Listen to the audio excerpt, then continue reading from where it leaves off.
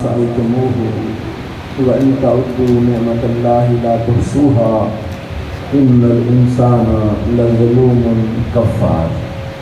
صدق اللہ مولانا العظیم. ایک دفعہ درود پڑھ لیجیے. الصلاۃ والسلام رسول اللہ وعلی آلہ واصحابہ یا حبیب اللہ. اور باقی گرامی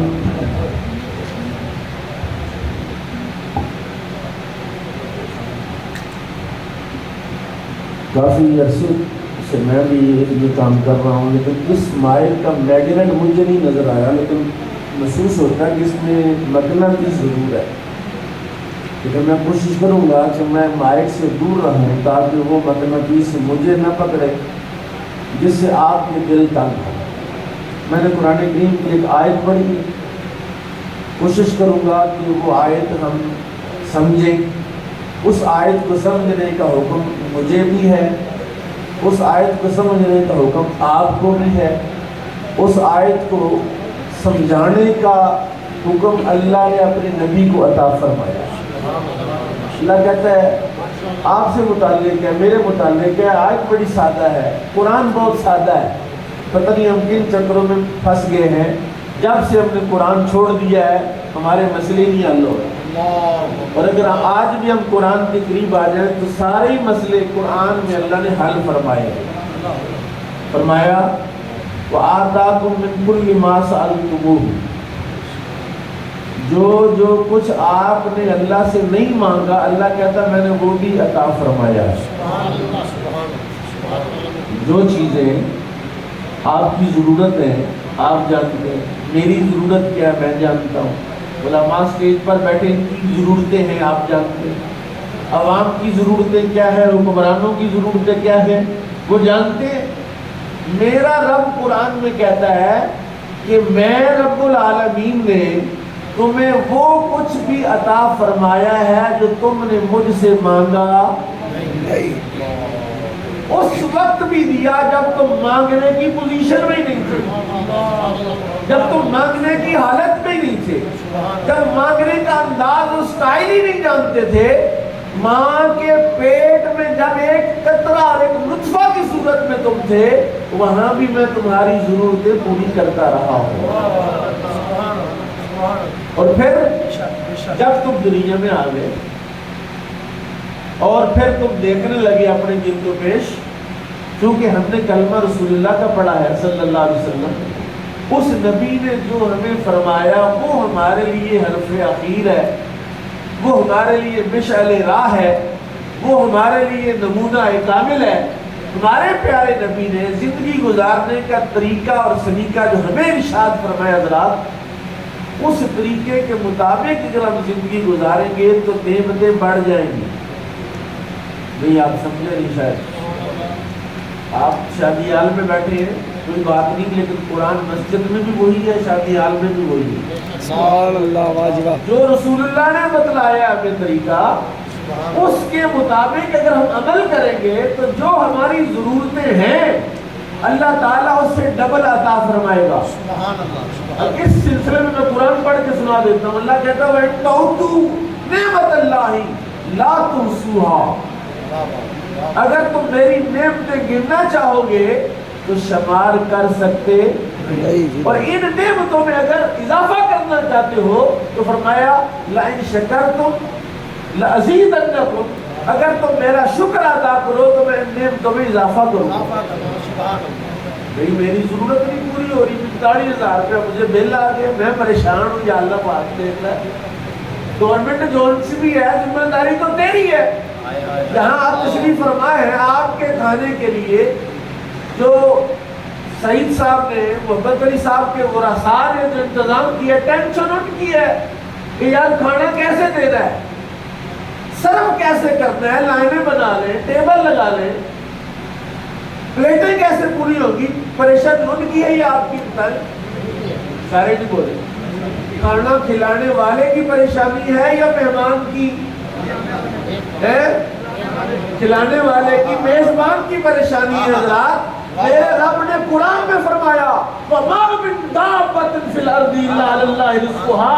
لوگوں میں نے تمہیں پیدا کیا ہے اور رزق میرے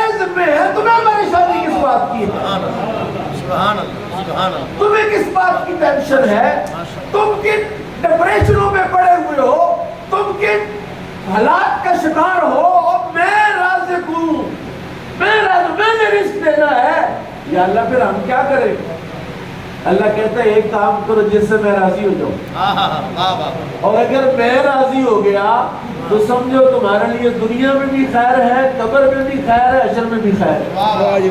میں قرآن کی آیت پڑھ دیتا ہوں تاکہ مسئلہ کلیئر ہو جائے. اللہ فرماتا ہے من یتق اللہ یجعل لہ مخرجا ویرزقہ من حیث لا یحتسب. ہر جگہ بندہ میری لاٹری نکلا ہے نا یار, تم پلاٹ ہی مہنگا بک جائے, یار میں گاڑی لی ہے, موٹر سائیکل لی ہے 35,000 کی, کہیں 70,000 کی بک جائے, چاہتا ہے, خواہش ہے. میرے رب نے نسخہ دیا, میرے رب نے وظیفہ عطا فرمایا, فرمایا تم ایک کام کرو, متقی ہو جاؤ, ایسی جگہ سے رزق دوں گا جہاں سے گمان بھی نہ کرو گے. وَآتَاكُم مِّن كُلِّ مَا سَأَلْتُمُوهُ, فرمایا ہے کیا مانگتا پھرتے ہو لوگوں سے, مجھ سے مانگو. ان سے مانگو گے تو احسان جتلائیں گے, ان سے مانگو گے تو حقیر سمجھیں گے, ان سے مانگو گے تو ذلیل سمجھیں گے, اور مجھ سے مانگو گے تو میں تمہیں عزت بھی عطا فرماؤں گا, لوگوں کی نگاہوں میں ذلیل بھی ہونے. اگر میں ایک سوال پوچھوں آپ سے, ٹیلی فون پر تو گھنٹہ پیکج ہو, کسی بندے سے پرسنل بات کرتے تو بڑا سائڈ پہ چلا جاتا ہے. سچی سچی بتائیے گا, اس چھت کے نیچے آپ بیٹھے ہیں, یہ سارے ثواب کی مجلس ہے, کبھی اپنے رب سے علیحدہ ہو کے بات بھی کیے کبھی زندگی میں کہ پھنس گئے ہیں, پریشان ہو گئے ہیں, یا مسجد میں چلا جا, یا کمرے میں یہ تو کنڈی لگا, اگر 7 مہینے میں بھی جائے گا تو میرا رب وہاں بھی موجود ہے. قرآن کیا کہتا ہے؟ قرآن کہتا ہے یا معاشر الجن والانس ان استطعتم ان تنفذوا من اقطار السماوات والارض فانفذوا لا تنفذون الا بسلطان.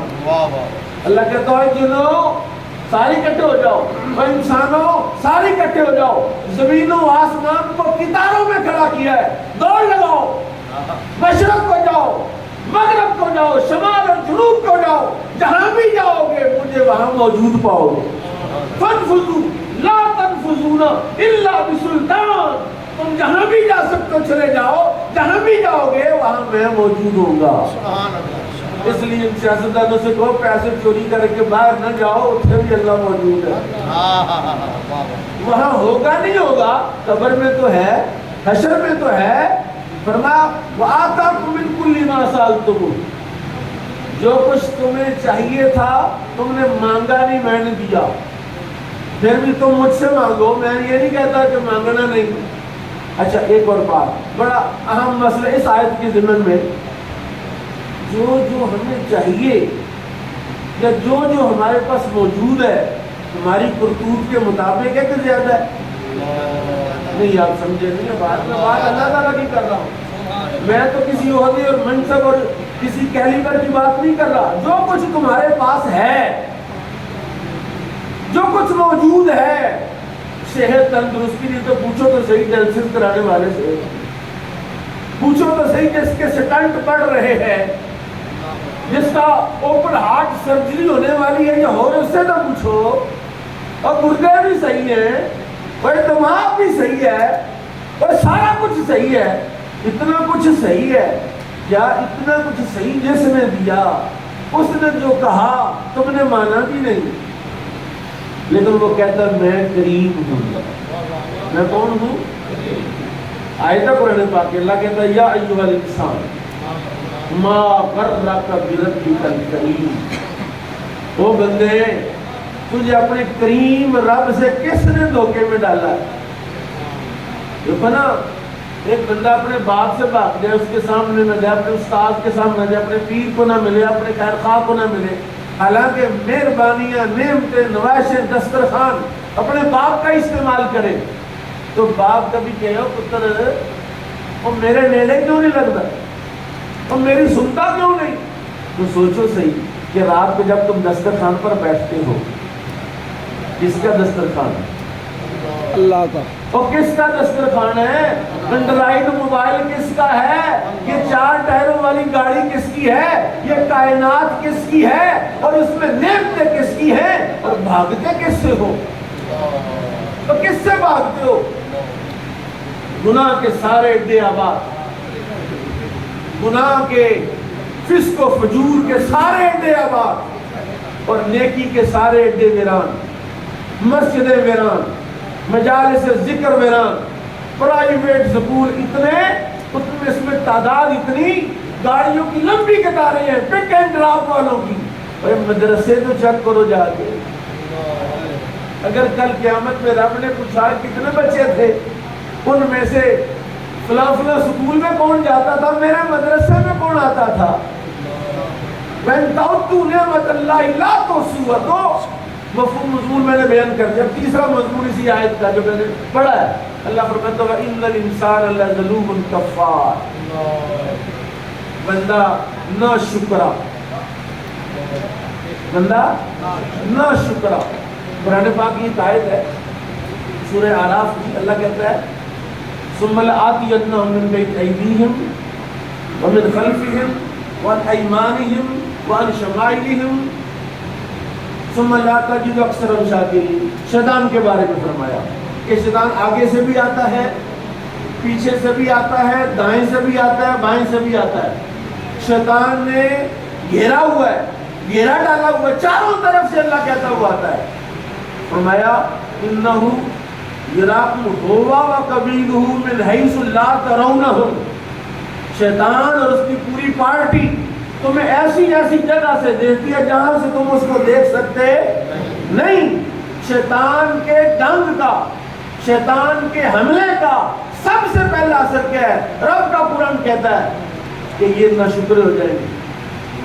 ثم لا تجد اکثرهم شاکرین، ثم تجد اکثر ولا تجد اکثرهم شاکرین. ان میں سے شکر کرنے والا بندہ نہیں ملے گا جو بڑی دکان پر بڑے تڑے پر بیٹھا ہے، رو ہی رہا یار تیری ہو گئی، کرایہ ہی نہیں پورا ہوگا.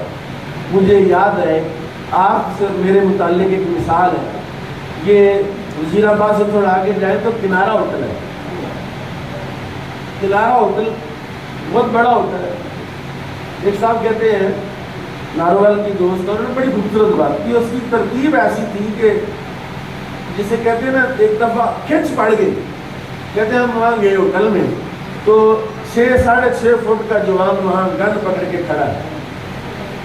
اس سے پوچھا کہ جوان تیری تنخواہ کتنی ہے؟ اس نے کہا 8,000 روپیہ. کتنی؟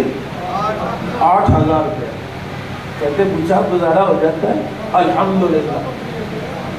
کہتے ہیں مینیجر کے پاس چلے گئے.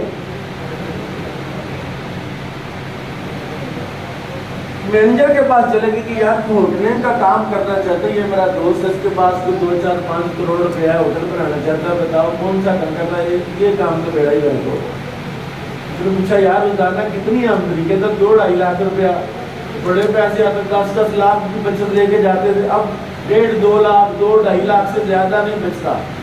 انہوں نے کہا دیکھ تیرے دروازے پر کھڑا وہ گارڈ، اس سے تنخواہ پوچھو. نے کہا کتنی؟ 8,000 روپیہ. اس نے پوچھا گزار کرتا الحمدللہ. اور تجھے 2.5 لاکھ بچتا ہے اور تو رو رہا ہے، اور 8,000 والا اللہ کا شکر ادا کر رہا ہے. اور یہ اس ہوٹل کے مالک کی بات نہیں کر رہا، آج کے دور کے ہر بندے کی بات کر رہا ہوں، ہر شخص کی بات کر رہا ہوں، ہر فرد کی بات کر رہا ہوں. پوچھو جی ہاں جی سناؤ. کہتے یار میرا ہی کر دو. امپورٹڈ گورنمنٹ نے تو ہوتا ہی کچھ. پہلے بھی کون سے اچھے تھے، بعد والے بھی تو اچھے. لو جی میں آپ کو میری داڑھی سے بھید ہو گئی.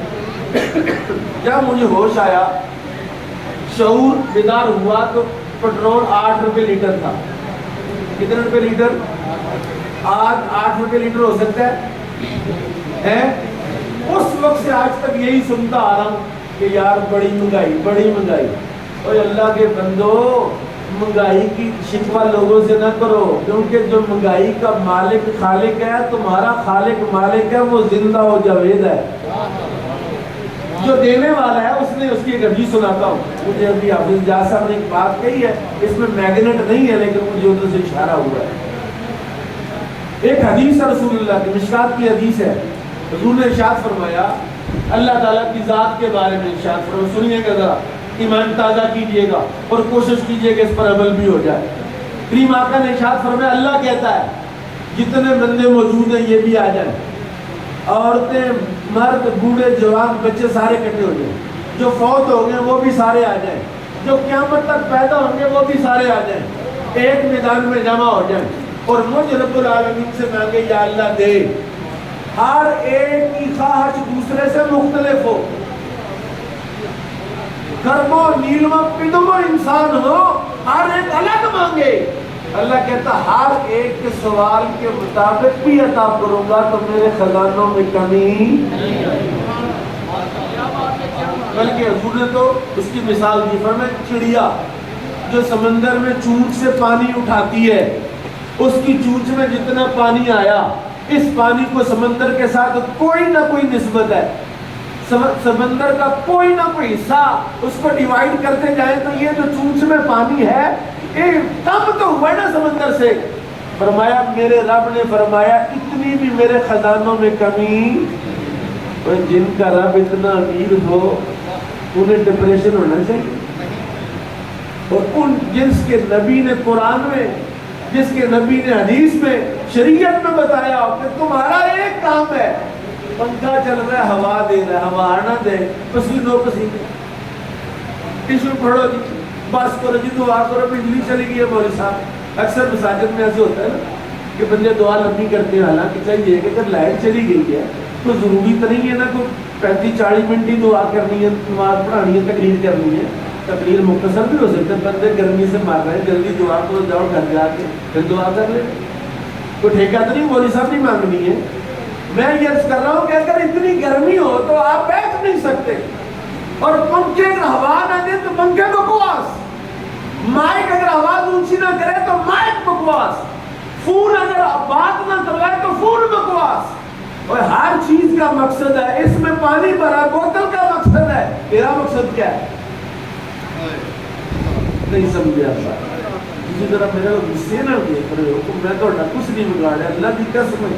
کئی بندے نے پہلی ملاقات ہے, سبحان اللہ, ایک بار یاد. میں آپ کو کوئی شاید دینا چاہتا ہوں, ذرا میں کہتا ہوں اللہ نے آپ کو کس لیے پیدا کی, یہ بتائیے. اللہ نے آپ کو پیدا کیا عبادت کے لیے. اللہ کہتا ہے وما خلقت الجن والانس الا لیعبدون. اللہ کہتا ہے نا ان الانسان لظلوم کفار, انسان جو ہے وہ ظالم ہے, انسان ناشکرا ہے. تو یا اللہ اس کا حال بھی تو بتا دے.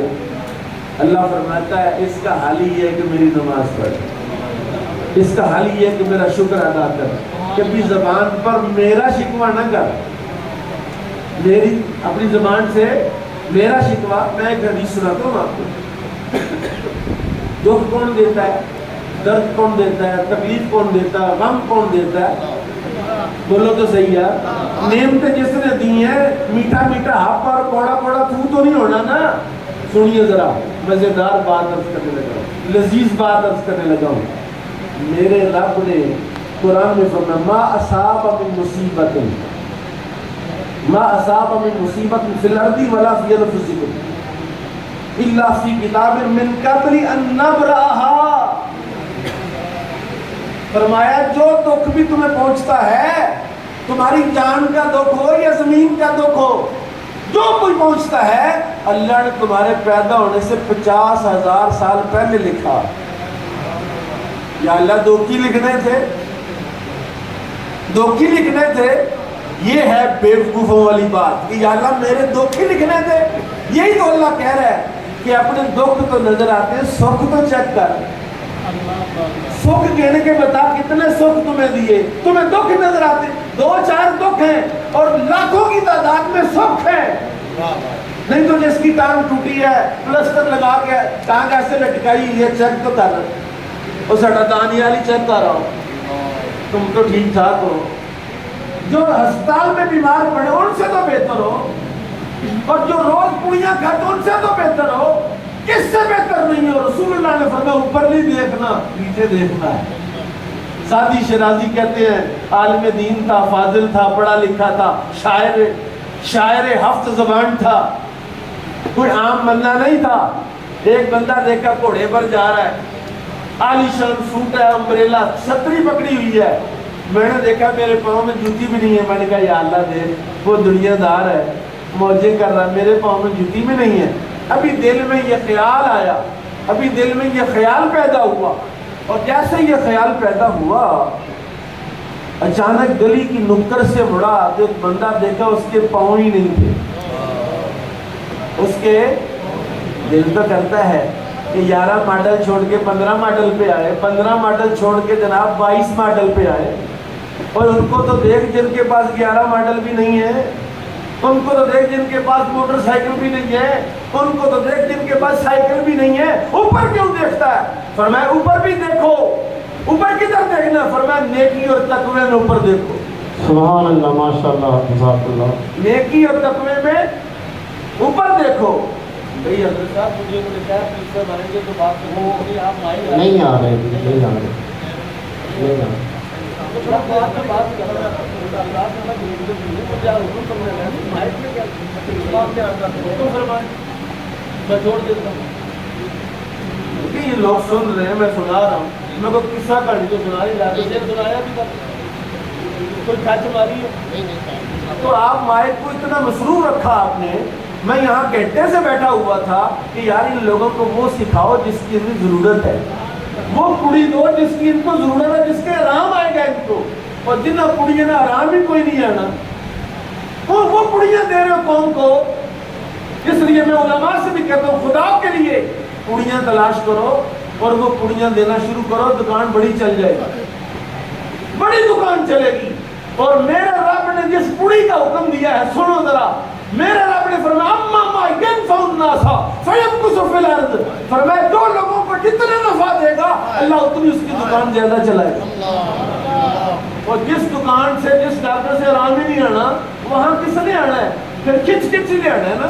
اللہ تعالیٰ مجھے اور آپ کو اور ٹھیکیدار محمد علی صاحب کو بخش دے، اور جس مقصد کے لیے اللہ نے ہمیں پیدا کیا اس مقصد میں کامیابی عطا فرمائے۔ وما علی الا البلاغ المبین۔